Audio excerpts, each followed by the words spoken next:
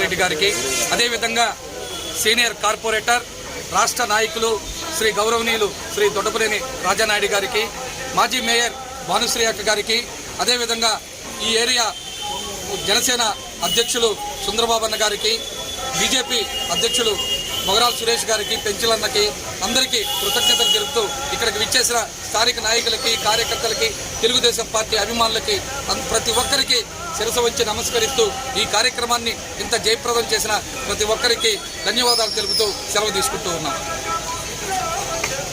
28వ division నందు ఎన్టీఆర్ సుజల శ్రవంతి ఉచిత మంచినీటి పథకాన్ని ప్రారంభించుటకు వచ్చిన మా ముఖ్య అతిథులు నెల్లూరు రూరల్ రాష్ట్ర స్థాయి నాయకులు కోటంరెడ్డి గిరిధిరెడ్డి గారికి, మరి అదేవిధంగా మా సోదరి స్థానిక కార్పొరేటర్ చెక్క అహల్య గారికి, అదే ఇక్కడ విచ్చేసిన నాయకులందరూ కూడా నా యొక్క శుభాకాంక్షలు తెలియజేస్తూ, గతంలో 2014 నుంచి 19 నేను అప్పుడు కార్పొరేటర్గా ఉన్నప్పుడు ఇక్కడ వాటర్ నీటి సమస్య ఎక్కువగా ఉన్నందువల్ల గతంలో ఆ టైంలో ఎమ్మెల్యేగా ఉన్న మా సోదరులు కోటంరెడ్డి శ్రీధర్ రెడ్డి గారి సూచనల మేరకు ఈరోజు ఎన్టీఆర్ సుజల శ్రవంతి అనేది ఆ రోజు ప్రారంభించడం జరిగింది.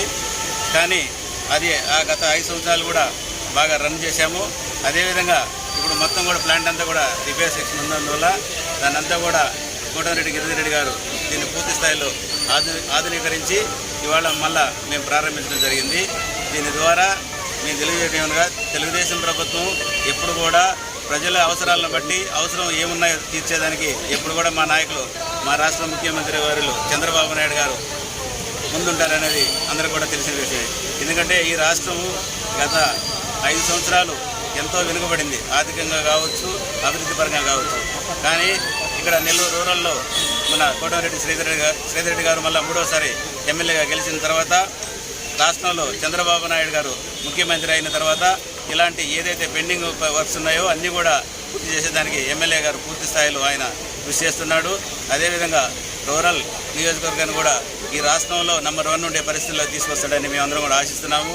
ఇప్పటికే ఆయన చంద్రబాబు నాయుడు గారిని కానీ అదేవిధంగా లోకేష్ గారిని కలిసి ఇక్కడ రూరల్లో ఏదైతే సమస్యలు ఉన్నాయో ఆ సమస్యలన్నీ కూడా వారికి విన్నవించి అవన్నీ కూడా ఎస్టిమేట్ రూపంలో ముఖ్యమంత్రి గారికి ఇవ్వడం జరిగింది.